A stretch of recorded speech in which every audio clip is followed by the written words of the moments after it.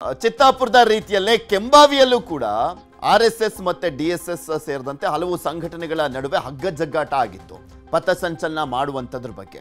So ಹೀಗಾಗಿ ಅಲ್ಲೂ ಕೂಡ ಶಾಂತಿ ಸಭೆಯನ್ನ ಮಾಡಲಾಗಿತ್ತು. ಆ ಶಾಂತಿ ಸಭೆ ಯಶಸ್ವಿ ಆಗಿದೆ. ಯಾದಗಿರಿಯ ಕೆಂಬಾವಿ ಕದನ ಗೆದ್ದಿರುವಂತದ್ದು ಆರ್ಎಸ್ಎಸ್. ಕೆಂಬಾವಿಯಲ್ಲಿ ಇಂದು ಆರ್ಎಸ್ಎಸ್ ಪಥಸಂಚಲನವನ್ನ ಮಾಡಲಾಗುತ್ತೆ. ಪಥಸಂಚಲನಕ್ಕೆ ಜಿಲ್ಲಾಡಳಿತ ಷರತ್ತುಬದ್ಧ ಅನುಮತಿಯನ್ನ ಕೊಟ್ಟಿರುವಂತದ್ದು. ಕೆಂಬಾವಿಯಲ್ಲಿ ಆರ್ಎಸ್ಎಸ್ ಪಥಸಂಚಲನದ ವಿಚಾರಕ್ಕೆ ಸಂಬಂಧಪಟ್ಟಂತೆ ನೆಕ್ಸ್ಟ್ ಡಿಎಸ್ಎಸ್ ನವರು ನಾವು ಕೂಡ ಮಾಡ್ತೀವಿ, ಅವತ್ತೇ ಮಾಡ್ತೀವಿ, ನಮಗೂ ಪರ್ಮಿಷನ್ ಕೊಡಿ ಅಂತೆಲ್ಲ ಹಠ ಹಿಡಿದು ಕೂತ್ಕೊಂಡಿದ್ರು. ಅದಾದ್ಮೇಲೆ ಜಿಲ್ಲಾಡಳಿತದವರು ಶಾಂತಿ ಸಭೆಯನ್ನ ಮಾಡಿ ಅಲ್ಲಿ ಯಶಸ್ವಿ ಆಗಿದೆ. ಡಿಎಸ್ಎಸ್ ಅವರು ಸೈಲೆಂಟ್ ಆಗಿದ್ದಾರೆ, ಆರ್ಎಸ್ಎಸ್ ಅವರು ಮಾಡಲಿಕ್ಕೆ ಅನುವು ಮಾಡಿಕೊಟ್ಟಿದ್ದಾರೆ. ಮಧ್ಯಾಹ್ನ 3ಕ್ಕೆ ಆರಂಭವಾಗಿರುವಂತಹ ಪಥಸಂಚಲನ ಪುರಸಭೆ ಮುಂಭಾಗದಿಂದ ಪಥಸಂಚಲನ ಆರಂಭಗೊಂಡುತ್ತೆ. ಪಟ್ಟಣದ ವಿವಿಧ ಕಡೆ ಸಂಚರಿಸಲಿರುವಂಥದ್ದು ಈ ಪಥಸಂಚಲನ. ಕೆಂಬಾವಿ ಪ್ರಮುಖ ಬೀದಿಗಳಲ್ಲಿ ಕೇಸರಿ ಧ್ವಜ ಅಳವಡಿಕೆ ಮಾಡಲಾಗಿದೆ. ಪಥಸಂಚಲನ ಸಾಗುವಂತ ಮಾರ್ಗದಲ್ಲಿ ಬಿಗಿ ಭದ್ರತೆಯನ್ನ ಕೂಡ ಕೊಡಲಾಗಿದೆ. ಹೆಚ್ಚುವರಿ ಪೊಲೀಸರನ್ನ ನಿಯೋಜಿಸಿರುವಂಥದ್ದು ಜಿಲ್ಲಾಡಳಿತ. ಇವತ್ತೇ ನಮಗೂ ಅನುಮತಿ ಕೊಡಿ ಅಂತ ಡಿಎಸ್ಎಸ್ ನವರು ಕೂಡ ಅರ್ಜಿಯನ್ನ ಹಾಕಿದ್ರು. ಅಲ್ಲದೆ ಆರ್ಎಸ್ಎಸ್ ದೊಣ್ಣೆ ಹಿಡಿದು ಪಥಸಂಚಲನ ಮಾಡೋದಕ್ಕೆ ಡಿಎಸ್ಎಸ್ ನವರು ವಿರೋಧವನ್ನ ಕೂಡ ಮಾಡಿದ್ರು. ದೊಣ್ಣೆ ನಮ್ಮ ಸಮವಸ್ತ್ರದ ಒಂದು ಭಾಗ ಅಂತ ಆರ್ಎಸ್ಎಸ್ ವಾದವನ್ನ ಮಾಡಿತ್ತು. ಯಾರು ಮೊದಲು ಅರ್ಜಿ ಹಾಕಿದ್ರೋ ಅವರಿಗೆ ಅವಕಾಶ ಕೊಡಿ ಅಂತ ಜಿಲ್ಲಾ ಉಸ್ತುವಾರಿ ಸಚಿವ ದರ್ಶನಾಪುರ ಅವರು ಕೂಡ ಹೇಳಿದ್ರು. ಇದೀಗ ಮೊದಲು ಅರ್ಜಿ ಹಾಕಿದ್ದಂತ ಆರ್ಎಸ್ಎಸ್ಗೆ ಅವಕಾಶವನ್ನ ಕೊಡಲಾಗಿದೆ. ಅವ್ರು ಕರೆಕ್ಟಾಗಿ ಹೇಳಿದ್ರು, ಯಾರು ಫಸ್ಟ್ ಅರ್ಜಿಯನ್ನ ಹಾಕಿರ್ತಾರೆ ಅವ್ರಿಗೆ ಸುಮ್ಮನೆ ಕೊಡಿ, ಸುಮ್ಮನೆ ಇಲ್ಲಿ ಗೊಂದಲ ಮಾಡಿಕೊಂಡು ದೊಡ್ಡದಾಗಿ ಏನೋ ಆಗ್ತಾ ಇದೆ ಅನ್ನುವಂಥದ್ದು ಬಿಂಬಿಸುವಂಥದ್ದು ಬೇಡ ಅನ್ನುವಂಥದ್ದನ್ನ ಎಚ್ಚರಿಕೆಯನ್ನ ಕೂಡ ಕೊಡಲಾಗಿತ್ತು. ಇದ್ರ ಬಗ್ಗೆ ಇನ್ನಷ್ಟು ಮಾಹಿತಿಯನ್ನ ಕೊಡ್ತಾ ಹೋಗ್ತಾರೆ ನಮ್ಮ ಯಾದಗಿರಿಯ ಪ್ರತಿನಿಧಿ ಗಣೇಶ್. ನಮ್ಮ ಜೊತೆ ದೂರವಾಣಿ ಸಂಪರ್ಕದಲ್ಲಿ ಜಾಯ್ನ್ ಆಗಿದ್ದಾರೆ. ಗಣೇಶ, ಚಿತ್ತಾಪುರದ ರೀತಿಯಲ್ಲಿ ಕೆಂಬಾವಿಯಲ್ಲೂ ಕೂಡ ಗೊಂದಲ ಉಂಟಾಗಿತ್ತು. ಯಾವ ರೀತಿಯ ಬಗೆಹರಿಸಲಾಗಿದೆ? ಎಷ್ಟೊತ್ತಿಗೆ ಶುರುವಾಗುತ್ತೆ? ಎಷ್ಟು ಜನ ಸೇರ್ತಾ ಇದ್ದಾರೆ? ಯಾವ ರೀತಿಯಾದಂತ ಒಂದು ಬಂದೋಬಸ್ತನ್ನ ಮಾಡ್ಕೊಳ್ಳಲಾಗಿದೆ? ಎಸ್ ಪೃಥ್ವಿ, ಏನು ಯಾದಗಿರಿ ಜಿಲ್ಲೆಯಲ್ಲಿ ಗುರುಮಿಟ್ಕಲ್ ಮತ್ತು ಕೆಂಬಾವಿಯಲ್ಲಿ ಏನು ಈ ಪಥಸಂಚಲನಕ್ಕೆ ಅಡ್ಡಿಯಾಗಿತ್ತು. ಕೆಂಬಾವಿಯಲ್ಲಿ ಏನು ದಲಿತ ಸಂಘರ್ಷ ಸಮಿತಿಯವರು ನಾವು ಕೂಡ ಇವತ್ತೇ 4ನೇ ತಾರೀಕಿಗೆ ನಾವು ಕೂಡ ಪಥಸಂಚಲನ ಮಾಡ್ತೀವಿ ಅಂತ ಹೇಳಿ ಅವರು ಕೂಡ ಒಂದು ಹೇಳಿದ್ರು. ಆ ಹಿನ್ನೆಲೆಯಲ್ಲಿ ದರ್ಶನಾಪುರ ಅವರು ಏನು ಯಾದಗಿರಿ ಜಿಲ್ಲೆ ಉಸ್ತುವಾರಿ ಸಚಿವರು ಮಧ್ಯವರ್ತಿಯನ್ನು ವಹಿಸಿ ಇಲ್ಲ ಯಾರು ಮೊದಲು ಕೊಟ್ಟಿದ್ದಾರೆ ಅವ್ರಿಗೆ ಕೊಡಬೇಕಾಗುತ್ತೆ, ಈ ರೀತಿ ಎಲ್ಲ ಸುಮ್ನೆ ಗೊಂದಲ ಸೃಷ್ಟಿ ಮಾಡೋದು ಬೇಡ ಅಂತಕ್ಕಂತ ಮಾತು ಹೇಳಿದ್ಮೇಲೆ ಒಂದು ಏನು ಶಾಂತಿ ಸಭೆಗಳು ಮೇಲಿಂದ ಮೇಲೆ 2-3 ಬಾರಿ ಒಂದು SP ಅವರ ನೇತೃತ್ವದಲ್ಲಿ DSP ಅವರ ನೇತೃತ್ವದಲ್ಲಿ ಶಾಂತಿ ಸಭೆಗಳನ್ನು ಆದ್ಮೇಲೆ ಏನು ದಲಿತ ಸಂಘರ್ಷ ಸಮಿತಿ ಅವರು ಹಿಂದಕ್ಕೆ ಸರಿದಿದ್ದಾರೆ. ಒಟ್ಟಾರೆಯಾಗಿ ಹೇಳ್ಬೇಕು ಅಂತಂದ್ರೆ ಇವತ್ತು ಯಾದಗಿರಿಯ ಕೆಂಬಾವಿಯಲ್ಲಿ ಏನೋ ಒಂದು 500ಕ್ಕೂ ಹೆಚ್ಚು ಜನ ರಾಷ್ಟ್ರೀಯ ಸ್ವಯಂ ಸೇವಕರು ಗಣವೇಷಧಾರಿಯಾಗಿ ಪಥಸಂಚಲನೆ ಭಾಗಿಯಾಗಲಿದ್ದಾರೆ ಅಂತ ಹೇಳ್ಬೇಕಾಗುತ್ತೆ ಪೃಥ್ವಿ. ಓಕೆ, ಇಲ್ಲಿ ಕೆಲವೊಂದು ಕಂಡೀಷನ್ಸ್ ಗಳನ್ನ ಹಾಕಲಾಗಿತ್ತಲ್ಲ, ಅದೆಲ್ಲವನ್ನು ಕೂಡ ಫುಲ್ಫಿಲ್ ಮಾಡಲಾಗಿದೆಯಾ? ಎಸ್ ಪೃಥ್ವಿ, ಏನು ಯಾವುದೇ ಒಂದು ಸರ್ಕಾರಿ ಆಗಿರ್ಬೋದು ಖಾಸಗಿ ಆಗಿರ್ಬೋದು ಆಸ್ತಿ ಪಾಸ್ತಿಗಳಿಗೆ ಹಾನಿ ಆಗದಂತೆ ಮತ್ತೆ ಯಾವುದೇ ಧರ್ಮದವರಿಗೆ ಒಂದು ಭಾವನೆಗಳಿಗೆ ಧಕ್ಕೆ ಆಗದಂತೆ ಒಂದು ಘೋಷಣೆಗಳನ್ನ ಕೂಗೋದಾಗಿರ್ಲಿ, ಒಟ್ಟಾರೆಯಾಗಿ ಒಂದು ಮಾರಕಾಸ್ತ್ರಗಳನ್ನ ಹಿಡ್ಕೊಂಡು ಒಂದು ಪಥಸಂಚಲನೆ ಹೋಗ್ಬಾರ್ದು ಅಂತಕ್ಕಂತ ಒಂದು 10 ಷರತ್ತುಗಳನ್ನ ಜಿಲ್ಲಾಡಳಿತ ಹಾಕಿದೆ. ಆ ಒಂದು ಎಲ್ಲ ಷರತ್ತುಗಳ ಅನ್ವಯಂತೆ ಏನು ಷರತ್ತುಗಳನ್ನು ಯಾವ್ಯಾವ ಷರತ್ತುಗಳ ಹಾಕಿದ್ದಾರೆ ಅದರ ವಿರುದ್ಧವಾಗಿ ನಾವು ಹೋಗೋದಿಲ್ಲ, ನಾವು ಒಂದು ಶಾಂತಿ ರೀತಿಯಲ್ಲಿ ಒಂದು ಪಥಸಂಚಲನವನ್ನು ಮಾಡ್ತೀವಂತ ರಾಷ್ಟ್ರೀಯ ಸ್ವಯಂ ಸೇವಕ ಸಂಘದ ಮುಖಂಡರು ಹೇಳಿದ್ದಾರೆ. ಇವತ್ತು ಯಾರೆಲ್ಲ ಭಾಗಿಯಾಗ್ತಾ ಇದ್ದಾರೆ? ಎಷ್ಟು ಜನ ಸೇರ್ತಾ ಇದ್ದಾರೆ ಇವತ್ತು ಆರ್ಎಸ್ಎಸ್ ಕಾರ್ಯಕರ್ತರು? ಪೃಥ್ವಿ, ಏನು ವಿಭಾಗ ಪ್ರಚಾರಕರು, ರಾಷ್ಟ್ರೀಯ ಸ್ವಯಂ ಸೇವಕದ ವಿಭಾಗ ಪ್ರಚಾರಕರು ಮತ್ತೆ ಉಳಿದಂತೆ ಒಂದು ಆ ಭಾಗದ ಒಂದು ಸ್ವಯಂ ಸೇವಕರು ಮಾತ್ರ ಇರ್ತಾರೆ. ಇಲ್ಲಿ 500ಕ್ಕಿಂತಲೂ ಹೆಚ್ಚು ಜನ ಒಂದು ಈ ಒಂದು ಪಥಸಂಚಲನೆ ಗಣವೇಷಧಾರಿಯಾಗಿ 100ನೇ ವರ್ಷದ ಸಂಭ್ರಮದಲ್ಲಿ ಭಾಗಿಯಾಗ್ತಾರೆ ಅಂತ ಹೇಳ್ಬೇಕಾಗುತ್ತೆ ಪೃಥ್ವಿ. ಓಕೆ, ಧನ್ಯವಾದ ಗಣೇಶ್ ನಿಮ್ಮೆಲ್ಲ ಮಾಹಿತಿಗಾಗಿ. ಜನಕ್ಕೆ ಹೆಂಗೆಲ್ಲ ಕತ್ತರಿ ಹಾಕ್ಬೋದು ಜೇಬಿಗೆ, ಎಲ್ಲಾ ರೀತಿಯಾದಂತ ಕತ್ತರಿಯನ್ನ ಪ್ರಯೋಗ ಮಾಡುವಂತ ಕೆಲಸವನ್ನ ಮಾಡ್ಲಾಗ್ತಾ ಇದೆ. ಯಾಕೆಂದ್ರೆ ನಾವು ನೋಡ್ತಾ ಇದ್ವಿ ರಾಷ್ಟ್ರೀಯ ಹೆದ್ದಾರಿಗಳಲ್ಲಿ, ರಾಜ್ಯ ಹೆದ್ದಾರಿಗಳಲ್ಲಿ ಹೆಂಗೆ ಟೋಲ್ ಹೆಸರಿನಲ್ಲಿ ಲೂಟಿಯನ್ನ ಮಾಡ್ಲಾಗ್ತಾ ಇದೆ ಅಂತ. ಓಕೆ, ಅಲ್ಲೇನೋ ಕಲೆಕ್ಟ್ ಮಾಡ್ತಾ ಇದಾರಪ್ಪ, ಜನನು ಕೂಡ ಒಪ್ಕೊಂಡ್ಬಿಟ್ಟಿದ್ದಾರೆ, ಕೊಡ್ತಾ ಇದಾರೆ, ಹೋಗ್ತಾ ಇದಾರೆ. ಆದ್ರೆ ಈಗ ಸಿಟಿ ಒಳಗೂ ಕೂಡ ಏನು ಮುಂದೆ ಟೋಲ್ ಸಿಸ್ಟಮ್ ಅನ್ನ ಜಾರಿ ಮಾಡ್ಲಾಗುತ್ತಂತೆ. ಮಂಗಳೂರಿನ ಸಿಟಿ ಒಳಗೂ ಕೂಡ ಇನ್ ಮುಂದೆ ಟೋಲ್, ಮಂಗಳೂರಿನಲ್ಲಿ ಫಸ್ಟ್ ಜಾರಿ ಆಗ್ತಾ ಇದೆ ಇದು. ಮಂಗಳೂರಿನ ಸಿಟಿ ಒಳಗಡೆ ಓಡಾಡಬೇಕು ಅಂದ್ರೂ ಕೂಡ ಟೋಲ್ ಅನ್ನ ಕೊಟ್ಟು ಓಡಾಡಬೇಕಂತೆ. ಕದ್ರಿ ಪಾರ್ಕ್ ರಸ್ತೆಯಲ್ಲಿ ಟೋಲ್ ಶುಲ್ಕಕ್ಕೆ ಚಿಂತನೆಯನ್ನ ಮಾಡಲಾಗ್ತಾ ಇದೆ. ಸ್ಮಾರ್ಟ್ ಸಿಟಿ ಯೋಜನೆ ಅಡಿಯಲ್ಲಿ ಪಾರ್ಕ್ ಅಭಿವೃದ್ಧಿಯನ್ನ ಮಾಡಲಾಗಿದೆ. 12 ಕೋಟಿ ವೆಚ್ಚದಲ್ಲಿ ಕದ್ರಿ ಪಾರ್ಕ್ ಅನ್ನ ಅಭಿವೃದ್ಧಿಯನ್ನ ಮಾಡಲಾಗಿರುವಂತದ್ದು. ಆ ರೋಡಲ್ಲಿ ಓಡಾಡಿದ್ರೆ ಟೋಲ್ ಅನ್ನ ಬೇರೆ ಹಾಕೊಂಡು ದುಡ್ಡನ್ನ ಕಲೆಕ್ಟ್ ಮಾಡ್ಲಿಕ್ಕೆ ಮುಂದಾಗ್ತಾ ಇದ್ದಾರೆ. ಈ ರಸ್ತೆಯಲ್ಲಿ ಅಂಗಡಿಗಳನ್ನು ನಿರ್ವಹಿಸಲಿಕ್ಕೆ ಟೆಂಡರ್ ಅನ್ನ ಕರೆಯಲಾಗಿದೆ. ಅಮರ್ ಇನ್ಫ್ರಾ ಕಂಪನಿಯಿಂದ ರಸ್ತೆ ಮತ್ತು ಪಾರ್ಕ್ ಅಭಿವೃದ್ಧಿ ಮಾಡಲಾಗ್ತಾ ಇರುವಂಥದ್ದು. ಈ ರಸ್ತೆಯಲ್ಲಿ 5 ನಿಮಿಷಕ್ಕಿಂತ ಹೆಚ್ಚು ಇದ್ರೆ 50 ರೂಪಾಯಿ ಕಟ್ಟಾಗುತ್ತೆ. 5 ನಿಮಿಷಕ್ಕಿಂತ ಜಾಸ್ತಿ ಇದ್ರೆ 50 ರೂಪಾಯಿ ಕಟ್ಟಂತೆ. ಕದ್ರಿ ಪಾರ್ಕ್ ರಸ್ತೆಯಲ್ಲಿ ವಾಹನ ಸಂಚಾರಕ್ಕೆ ಟೋಲ್ ಅನ್ನ ಮಾಡಲಾಗ್ತದೆ. ಫಾಸ್ಟ್ಯಾಗ್ ಮೂಲಕ ಶುಲ್ಕ ಕಡಿತವನ್ನ ಮಾಡಲಿಕ್ಕೆ ಸಿದ್ಧತೆಯನ್ನ ಮಾಡಿಕೊಂಡಿದ್ದಾರೆ. ಕದ್ರಿ ಪಾರ್ಕ್ ಸಂಪರ್ಕಿಸುವಂತ 2 ಕಡೆಗಳಲ್ಲಿ ಟೋಲ್ ಅನ್ನ ಹಾಕಲಾಗ್ತಾ ಇದೆ. ಜನವರಿಯಿಂದ ಟೋಲ್ ಅಳವಡಿಕೆಗೆ ಕಂಪನಿ ಸಿದ್ಧತೆ ಮಾಡಿಕೊಂಡಿರುವಂತದ್ದು. ಸ್ಮಾರ್ಟ್ ಸಿಟಿ ಟೋಲ್ ವರೆಗೆ ಸಾರ್ವಜನಿಕರು ಆಕ್ರೋಶವನ್ನ ವ್ಯಕ್ತಪಡಿಸ್ತಾ ಇದ್ದಾರೆ. 5 ನಿಮಿಷಗಳಲ್ಲಿ ರೋಡ್ ಕ್ರಾಸ್ ಮಾಡದಿದ್ರೆ 50 ರೂಪಾಯಿ ಕತ್ರಿಯನ್ನ ಹಾಕಲಾಗುತ್ತೆ. ಒಟ್ಟಿನಲ್ಲಿ ನೀವು ಕ್ರಾಸ್ ಮಾಡಬೇಕು ಅಂದ್ರೆ ಸಿಕ್ಕಾಪಟ್ಟೆ ಫಾಸ್ಟ್ ಆಗಿ ಬೇರೆ ಹೋಗಿ ಕ್ರಾಸ್ ಮಾಡಬೇಕು, ಇಲ್ಲ ಅಂದ್ರೆ 50 ರೂಪಾಯಿ ಕಟ್ ಮಾಡ್ಕೊಳ್ತಾರೆ. ಕದ್ರಿ ಪಾರ್ಕಿಗೆ ಈಗಾಗಲೇ ಪ್ರವೇಶ ಶುಲ್ಕವನ್ನ ವಿಧಿಸಲಾಗಿದೆ. ವಯಸ್ಕರಿಗೆ 10 ರೂಪಾಯಿ, 6 ರಿಂದ 12 ವರ್ಷ ಮಕ್ಕಳಿಗೆ 5 ರೂಪಾಯಿ ಪ್ರವೇಶ ಶುಲ್ಕ ಮಾಡಲಾಗಿದೆ. ಫೋಟೋಗೆ 500 ರೂಪಾಯಿ, ವಿಡಿಯೋ ಚಿತ್ರೀಕರಣಕ್ಕೆ 5000 ರೂಪಾಯಿ ಮಾಡಲಾಗಿದೆ. ಕದ್ರಿ ಉದ್ಯಾನವನದಲ್ಲಿ ಎಷ್ಟೋ ಮಂದಿ ಒಂದು ವಾಕಿಂಗ್ ಬರೋದಾಗಿರ್ಬೋದು ಅಥವಾ ಒಂದು ಮಕ್ಕಳನ್ನು ಕರ್ಕೊಂಡು ಇಲ್ಲಿ ತಿರುಗಲಿಕ್ಕೆ ಬರೋದಾಗಿರ್ಬೋದು ಮಾಡ್ತಾಯಿದ್ರು. ನಾವು ರಾಷ್ಟ್ರೀಯ ಹೆದ್ದಾರಿಗೆ ಟೋಲ್ ನೀಡುವುದನ್ನು ನೋಡಿದ್ದೇವೆ. ಈಗ ನಮ್ಮ ಈ ಪಾರ್ಕ್ನ ಒಳಗಡೆ ಟೋಲ್ ನೀಡುವಂಥ ಪರಿಸ್ಥಿತಿ ನಿರ್ಮಾಣವಾಗಿದೆ. ನಿಜವಾಗಿ ನಾಚಿಕೆ ಆಗಬೇಕು.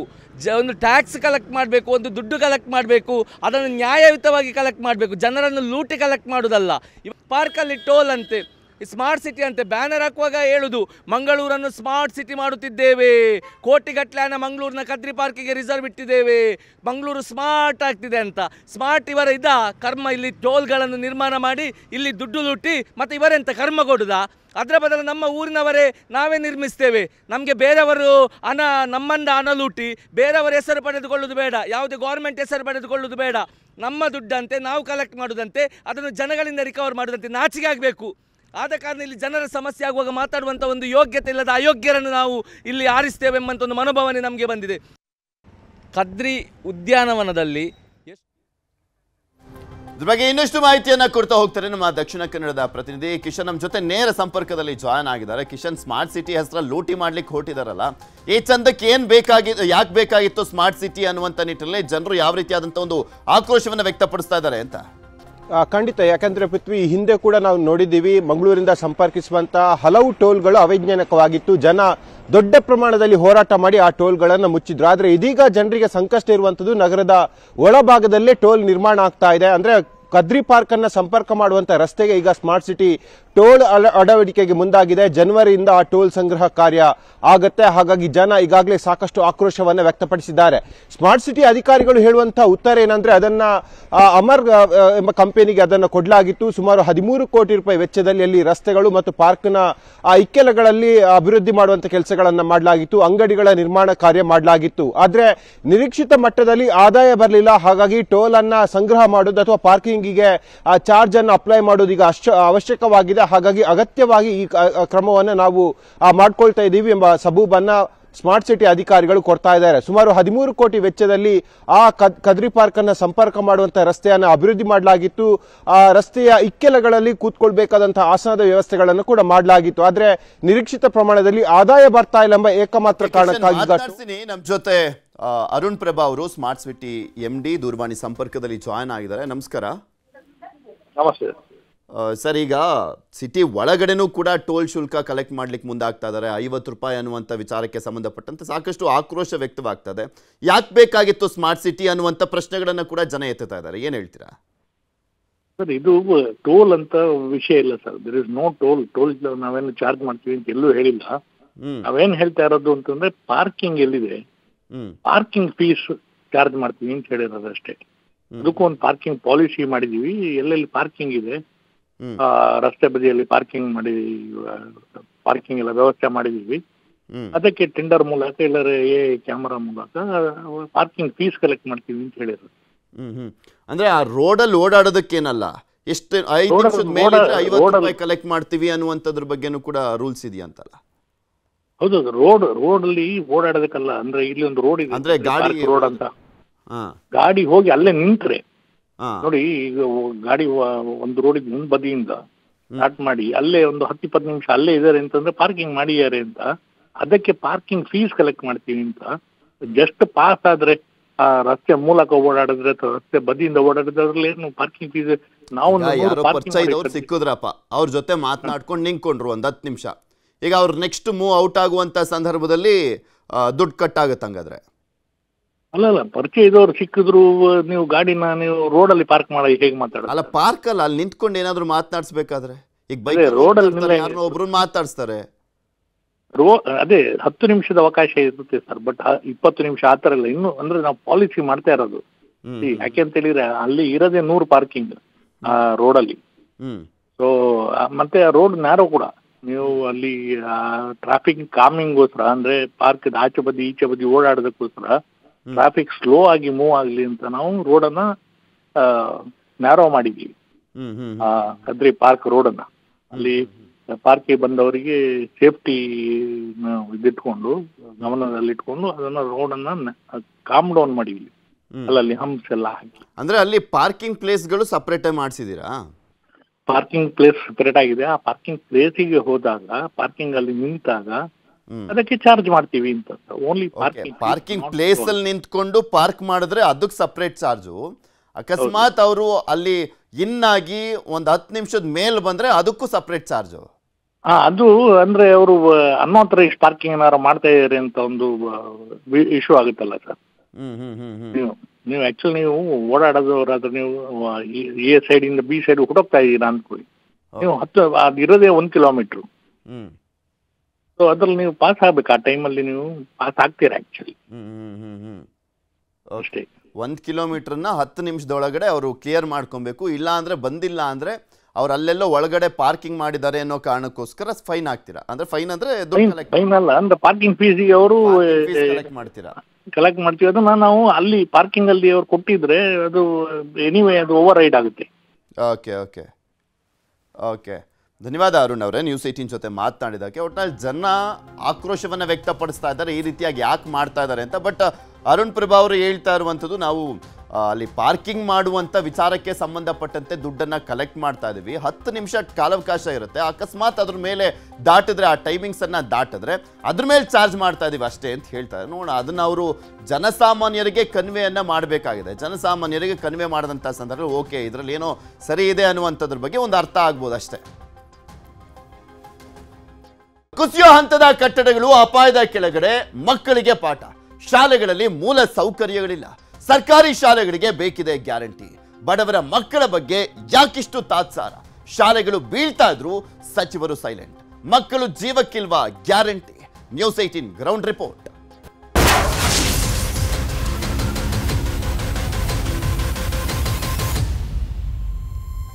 ಒಡೆದ ಹೆಂಚುಗಳು, ಸೋರುವ ಕೊಠಡಿಗಳು, ದುಸ್ಥಿತಿಯಲ್ಲಿ ಮಲೆಯೂರು ಪ್ರಾಥಮಿಕ ಶಾಲೆ. ಚಾಮರಾಜನಗರ ಜಿಲ್ಲೆ ಗುಂಡ್ಲುಪೇಟೆ ಕ್ಷೇತ್ರದ ಶಾಲೆ. ಒಡೆದ ಹಂಚುಗಳು, ಸೋರುವ ಕೊಠಡಿಗಳಿರುವಂಥದ್ದು. ಆಗ್ಲೋ ಈಗ್ಲೋ ಅನ್ನುವಂಥ ಪರಿಸ್ಥಿತಿಯಲ್ಲಿ ಆ ಶಾಲೆ ಇದೆ. ದುಸ್ಥಿತಿಯಲ್ಲಿ ಮಲೆಯೂರು ಪ್ರಾಥಮಿಕ ಶಾಲೆ. ಚಾಮರಾಜನಗರ ಜಿಲ್ಲೆ ಗುಂಡ್ಲುಪೇಟೆ ಕ್ಷೇತ್ರದ ಶಾಲೆ ಇದು. ಹೆಂಚುಗಳು ಯಾವ ಕ್ಷಣದಲ್ಲಾದರೂ ಕೂಡ ಬೀಳ್ಬೋದು. ಒಡ್ಕೊಂಡು ಹೋಗಿದಾವ. ಭಯ ಆತಂಕದಲ್ಲೇ ಪಾಠವನ್ನ ಕೇಳುವಂತ ಪರಿಸ್ಥಿತಿ ಇದೆ ಆ ಶಾಲೆಯ ಮಕ್ಕಳಿಗೆ ಮತ್ತು ಟೀಚರ್ಸ್ಗಳಿಗೂ ಕೂಡ ಅಷ್ಟೇ. ಮಳೆಗಾಲದಲ್ಲಿ ಮಕ್ಕಳ ಕಷ್ಟ ದೇವರಿಗೆ ಪ್ರೀತಿ ಅನ್ನುವಂಥ ಪರಿಸ್ಥಿತಿ.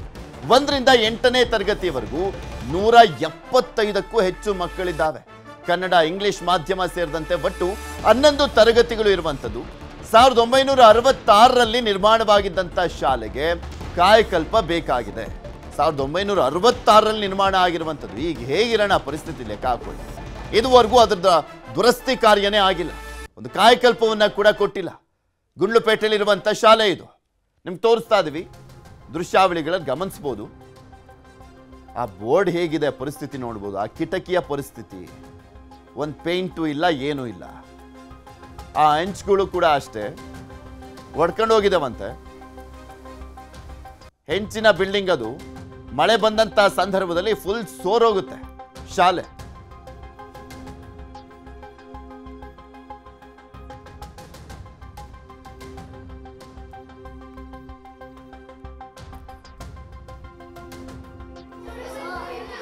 ಸರ್ ಈಗ 2 ತರಗತಿಗಳನ್ನ ಒಂದೇ ಕೊಠಡಿ ಕೂರಿಸ್ಕೊಂಡಿದ್ದೀವಿ. ಈಗ ಕನ್ನಡ ಇಂಗ್ಲೀಷ್ ಮೀಡಿಯಂ 2 ಒಟ್ಟಿಗೆ ಕೂರಿಸ್ಕೊಂಡಿದ್ದೀವಿ ಸರ್ ನಾವು. 2 ಈಗ ಉದಾಹರಣೆಗೆ ನೋಡಿ, ನಮ್ಮ ತರಗತಿನ ಇದೇ ತರಗತಿ, ಇಲ್ಲಿ 1ನೇ ತರಗತಿನ ಇದೆ, 2ನೇ ತರಗತಿ ಇದೆ. ಒಬ್ಬರೇ ಟೀಚರು ಏಕಕಾಲದಲ್ಲಿ 2ನೇ ತರಗತಿನ ನಾವು ಬ್ಯಾಲೆನ್ಸ್ ಮಾಡಬೇಕಾಗುತ್ತೆ ಸರ್. ಈಗ ಸದ್ಯಕ್ಕೆ ಇದು ಇಂಗ್ಲೀಷ್ ಮೀಡಿಯಂ ಹೋಗ್ತಾ ಇದೆ, ಆದರೆ ಬೇರೆ ತರಗತಿ ಹೇಳಿದ್ರೆ ನಿಮಗೆ 3, 4, 5 ಆಲ್ರೆಡಿ ಅವೆಲ್ಲ ಈಗಾಗಲೇ ಡಬಲ್ ಕ್ಲಾಸು, ಕನ್ನಡ ಮೀಡಿಯಂ 2-3ನೇ ಕ್ಲಾಸು, ಇಂಗ್ಲೀಷ್ ಮೀಡಿಯಂ 3ನೇ.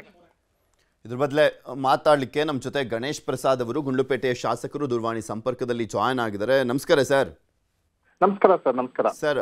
ಮಲೆಯೂರು ಪ್ರಾಥಮಿಕ ಶಾಲೆಯ ದುಸ್ಥಿತಿ ಬಗ್ಗೆ ತೋರಿಸ್ತಾ ಇದ್ವಿ. ಅದಕ್ಕೊಂದು ಕಾಯಕಲ್ಪ ಆಗಬೇಕು. ಹೆಂಚ್ಗಳೆಲ್ಲ ಒಡೆದೋಗಿದ್ದಾವೆ, ಮಳೆಗಾಲದಲ್ಲಂತೂ ಕೂರ್ಲಿಕ್ಕೆ ಆಗೋದಿಲ್ಲ ಅಂತ ಪರಿಸ್ಥಿತಿ ಇದೆ. ನಿಮ್ಮ ಗಮನಕ್ಕೆ ಬಂದಿದೆಯಾ?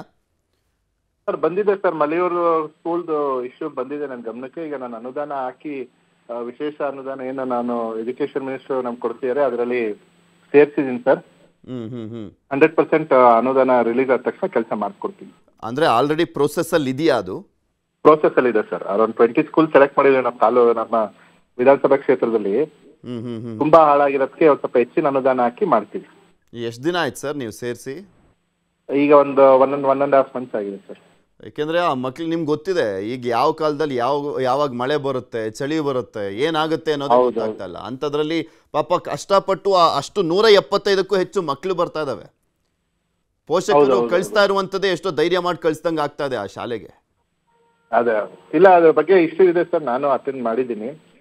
100% ಸೀಟ್ ಇಟ್ ವಿಲ್ ಗೆಟ್ ಬೇಗ. ನೋಡ್ತಾ ಇದ್ವಿ ಸರ್, ತುಂಬಾ ಕೊಳಕಾಗಿರುವಂತ ಶೌಚಾಲಯಗಳಲ್ಲಿರೋದು. ಆ ಶೌಚಾಲಯಕ್ಕೆ ಹೋದ್ರೆ ಯಾವ್ದಾದ್ರು ರೋಗ ಹಚ್ಕೊಂಡ್ಬರ್ಬೇಕು, ಹಂಗಿದೆ ಪರಿಸ್ಥಿತಿ. ಇಲ್ಲ 100% ವಿಲ್ ಅಟೆಂಡ್ ಇಟ್. ಓಕೆ, ಧನ್ಯವಾದ ಗಣೇಶ್ ಪ್ರಸಾದ್ ಅವರೇ. ನ್ಯೂಸ್ 18 ಜೊತೆ ಮಾತನಾಡಿದ್ದಕ್ಕೆ. ಗುಂಡ್ಲುಪೇಟೆಯ ಶಾಸಕರು ಗಣೇಶ್ ಪ್ರಸಾದ್ ಅವರು ಭರವಸೆಯನ್ನ ಕೊಟ್ಟಿದ್ದಾರೆ, ಆ ವ್ಯವಸ್ಥೆಯನ್ನ ಸರಿ ಮಾಡ್ತೀವಿ ಅಂತ. ಈಗ ಆಲ್ರೆಡಿ ಇದ್ರ ಬಗ್ಗೆ ಪ್ರೋಸೆಸ್ ಮಾಡ್ತಾ ಇದ್ದೀವಿ, ಅನುದಾನ ಬರ್ತಿದ್ದ ಹಾಗೆ ಕ್ಲಿಯರ್ ಮಾಡ್ತೀವಿ ಅಂತ ಹೇಳಿದ್ದಾರೆ. ಶಿಕ್ಷಣ ಸಚಿವರ ಗಮನಕ್ಕೂ ಕೂಡ ತಂದಿದ್ದಾರಂತೆ. ಅದು ತುಂಬ ಡಿಲೇ ಆಗ್ದಲೇ ಇರಲಿ ಅಂತ ಅಷ್ಟೇ. ಪ್ರೋಸೆಸ್ ಅಂತ 2-3 ವರ್ಷ 4-5 ವರ್ಷ ಮುಗಿಯೋದ್ರೊಳಗೆ ಇವ್ರದ್ದು ಅಧಿಕಾರನೂ ಕೂಡ ಮುಗ್ದೋಗುತ್ತೆ. ಆ ಮಕ್ಕಳು ಭರವಸೆ ಇಟ್ಕೊಂಡಿರ್ತಾರಲ್ಲ ಅದು ಕೂಡ ಮುಗ್ದೋಗ್ಬಿಡುತ್ತೆ. ಅವರು ಆಲ್ರೆಡಿ ಪಾಸ್ಔಟೇ ಆಗಿಬಿಟ್ಟಿರ್ತಾರೆ ಎಷ್ಟೋ ಮಕ್ಕಳು. ಸೊ ಅದಕ್ಕೆ ಎಷ್ಟು ಸಾಧ್ಯನೋ ಅಷ್ಟು ಬೇಗ ಈ ಸಮಸ್ಯೆಯನ್ನು ಬಗೆಹರಿಸ್ಕೊಡ್ಬೇಕು ಅನ್ನುವಂಥದ್ದನ್ನು ನ್ಯೂಸ್ 18 ಮುಖಾಂತರನೂ ಕೂಡ ಮನವಿಯನ್ನು ಮಾಡ್ಕೊಂಡಿದ್ದೀವಿ. ನೋಡೋಣ ಅದೆಷ್ಟು ಬೇಗ ಸ್ಪಂದಿಸುವಂಥ ಕೆಲಸವನ್ನು ಮಾಡ್ತಾರೆ ಅಂತ. ಹಿಂದೆ ಅವ್ರ ತಂದೆನೇ ಅಲ್ಲಿ ಸಾಕಷ್ಟು ಬಾರಿ ಶಾಸಕರಾಗಿ, ಸಚಿವರಾಗಿ ಎಲ್ಲ ಸೇವೆಯನ್ನು ಸಲ್ಲಿಸಿದಂಥವ್ರು ಮಹಾದೇವ್ ಪ್ರಸಾದ್ ಅವರು. ಅವ್ರ ತಾಯಿನೂ ಕೂಡ ಗಾಯತ್ರಿ ಅವರು ಕೂಡ ಅವರು ಶಾಸಕರಾಗಿದ್ದಂಥವ್ರು.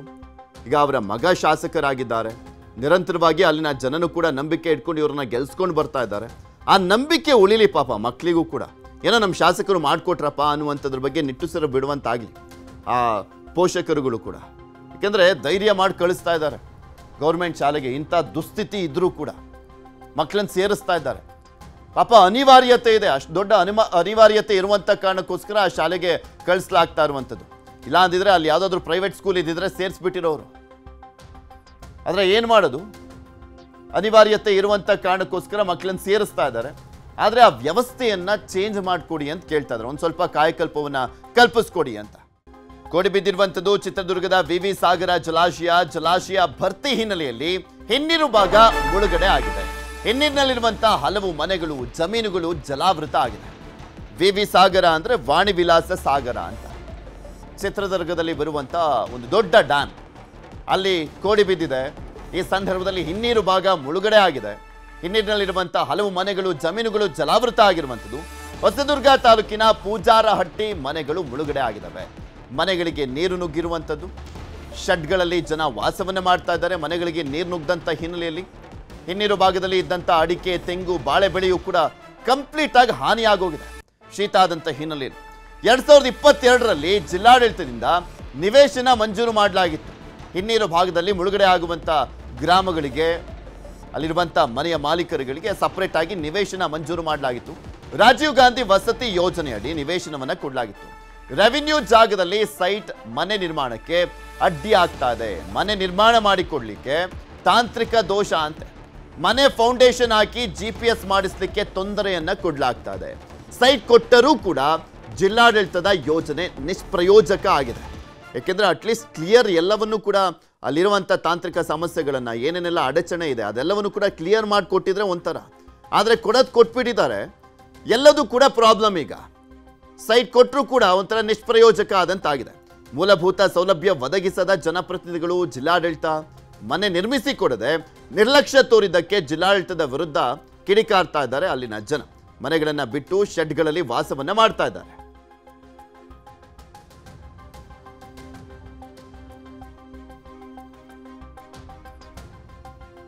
ಹೋಗಿದ್ವಿ. ಮೊನ್ನೆ ಅಧಿಕಾರಿಗಳೆಲ್ಲ ಬಂದ್ರು, ನೋಡಿದ್ರು, ಆ ತಮ್ಮನ ತೆಗಿತೀವಿ ಕೊಡ್ತೀವಿ, ಇನ್ನಾಗುತ್ತೆ ಅಂತ ಮನೆ ಅಂತ ಹೇಳೋಗಿ ಒಂದೊಂದು ಟಾಟ್ಪಲ್ ಕೊಟ್ಟಾಗ ಅಲ್ಲಿ ಶೆಡ್ ಹಾಕೊಂಡಿದ್ವಿ. ಆ ಗಾಳಿಗೆ ಅವು ಟಾಟ್ಪಲ್ ಎಲ್ಲ ಹೊರಗೋಗಿದ್ದಾವೆ.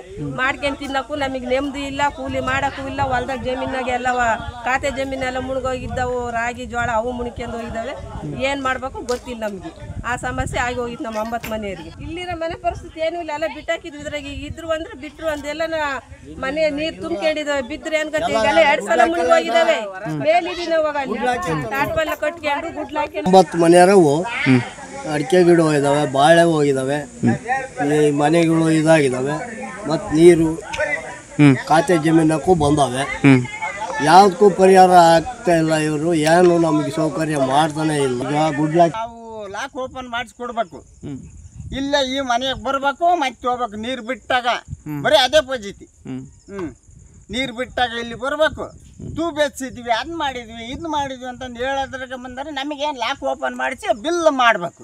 ನಿಮಗೆ ಯಾವ ರೀತಿ ತೊಂದರೆ ಆಗ್ತಾ ಇದೆ?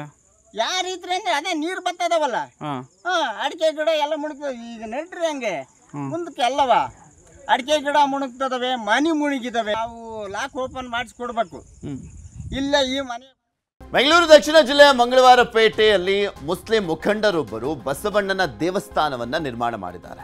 ಚನ್ನಪಟ್ಟಣದ SK ಸಂಸ್ಥೆಯ ಮುಖ್ಯಸ್ಥರಾಗಿದ್ದಂಥ ಸೈಯದ್ ಸಾದತ್ ಉಲ್ಲಾ ಸಕಾಫ್ ದೇಗುಲ ನಿರ್ಮಾಣವನ್ನು ಮಾಡಿರುವಂಥದ್ದು.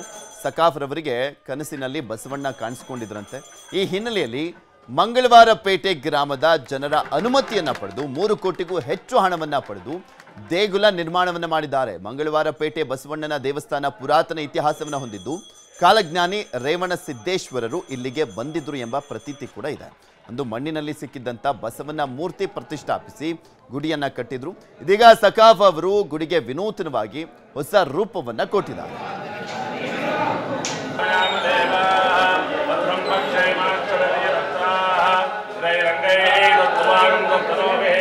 ದೇವಸ್ಥಾನ ನಿರ್ಮಿಸಿದ ಸೈಯದ್ ಸದಾತ್ ಉಲ್ಲಾ ಸಕಾಫ್ ಅವರನ್ನ ನಮ್ಮ ಪ್ರತಿನಿಧಿ ವೆಂಕಟೇಶ್ ಮಾತನಾಡಿಸಿದ್ದಾರೆ. ಈ ಸಂದರ್ಭದಲ್ಲಿ ಅವರು ಏನು ಹೇಳಿದ್ರು ಕೇಳೋಣ. ಇಲ್ಲೊಬ್ಬರು ಮುಸ್ಲಿಂ ಸಮುದಾಯದ ಮುಖಂಡರು ಹಿಂದೂ ದೇವಾಲಯಕ್ಕೆ ತಮ್ಮದೇ ಆದಂಥ ಅಪಾರವಾದಂತಹ ಕೊಡುಗೆಯನ್ನು ಕೊಟ್ಟು ಒಂದು ದೇವಸ್ಥಾನವನ್ನು ನಿರ್ಮಾಣ ಮಾಡಿಕೊಟ್ಟಿದ್ದಾರೆ. ಇಡೀ ಗ್ರಾಮದ ಜನ ಅವರಿಗೆ ಒಂದು ಶುಭಾಶಯಗಳನ್ನು ಹೇಳ್ತಾ ಇದ್ದಾರೆ. ನಮ್ಮ ಜೊತೆಗೆ ಅವರೇ ಇದ್ದಾರೆ, ಅವ್ರನ್ನ ಈ ಬಗ್ಗೆ ಮಾತನಾಡಿಸ್ತೀನಿ. ಸೈಯದ್ ಸಕಾಫ್ ಅವರು ಹಿಂದೂ ದೇವಾಲಯವನ್ನು ಕಟ್ಸ್ಕೊಡುವ ಮೂಲಕ ಅದೆಲ್ಲದಕ್ಕೂ ಕೂಡ ಒಂದು ಮಾದರಿಯಾಗಿದ್ದೀರಿ, ಏನು ಹೇಳ್ತೀರಿ? ಹೌದು. ಏನಂದರೆ ಅಣ್ಣ ತಮ್ಮದಿರಂಗೆ ಬಾಳಬೇಕು, ಚೆನ್ನಾಗಿರಬೇಕು, ಚೆನ್ನಾಗಿ ಬದುಕಬೇಕು. ಅದಕ್ಕೋಸ್ಕರ ಶಿವ ನಮ್ಮ ಕೈಯಿಂದ ಮಾಡಿಸಿರೋದು. ಇದು ಒಳ್ಳೆಯ ಕೆಲಸ. ಪ್ರಪಂಚ ಇರೋ ಗಂಟ ದೇವಸ್ಥಾನ ಇರ್ತದೆ. ಎಲ್ಲ ಕಲ್ಲೊಂದು ಸೂರ್ಯ ಚಂದ್ರ ಇರೋ ಗಂಟ ಶಿವ ಮಡಗ್ತಾನೆ. ನಮಗೆ ಪುಣ್ಯ ಬರ್ತದೆ, ನಮ್ಮ ಮಕ್ಕಳಿಗೆ, ನಮ್ಮ ಕುಟುಂಬಕ್ಕೆ ಎಲ್ಲ. ಸರ್, ಅಂದರೆ ಈ ಒಂದು ಆಲೋಚನೆ ನಿಮಗೆ ಯಾಕೆ ಬಂತು ಅಂತ ಸರ್? ಯಾವ ಕಾರಣಕ್ಕಾಗಿ ಬಂತು? ನಮಗೆ ಯಾವ ಕಾರಣ ಏನಿಲ್ಲ. ಇವರೇ ಇಲ್ಲಿ ಮಾಡಬೇಕು. ಸದ್ಯಗಳಲ್ಲಿ ವೀರಭದ್ರ ಸ್ವಾಮಿದು ದೇವಸ್ಥಾನ ಕಟ್ಟಿದೆ. ನಮ್ಮೂರೊಳಗೆ ನಾವು ಮಸ್ಜಿದಿಗಳಿಗೆ ಎಲ್ಲ ದುಡ್ಡು ಕೊಡ್ತೀವಿ. ನಮ್ಮೂರಿಗೆ ಏನು ಮಾಡಲಿಲ್ವಲ್ಲ. ಚನ್ನಪಟ್ಟಣಕ್ಕೆ ನಾವು ಹುಟ್ಟಿ ಇಲ್ಲಿ ಪ್ರಯೋಜನ ಆಗೋದಿಲ್ಲ. ನಾವು ಇಲ್ಲಿ ಮಾಡಬೇಕು ಅಂತ ಬಂದು ನಾನು ಮಂಗಳವಾರಪೇಟೆವರೆಗೆ ಒಪ್ಪಿಗೆ ಕೇಳಿದೆ. ಒಪ್ಪಿಗೆ ಕೊಟ್ಟರು, ಕಟ್ಟಿಸ್ದೆ, ಅಷ್ಟೇ, ಏನಿಲ್ಲ. ಬೇರೆ ಶಾಂತಿಯಿಂದ ಇರಬೇಕು, ಅಣ್ಣ ತಮ್ಮದಿರಂಗೆ ಬಾಳಬೇಕು, ಅದೇ ಬರೋದು.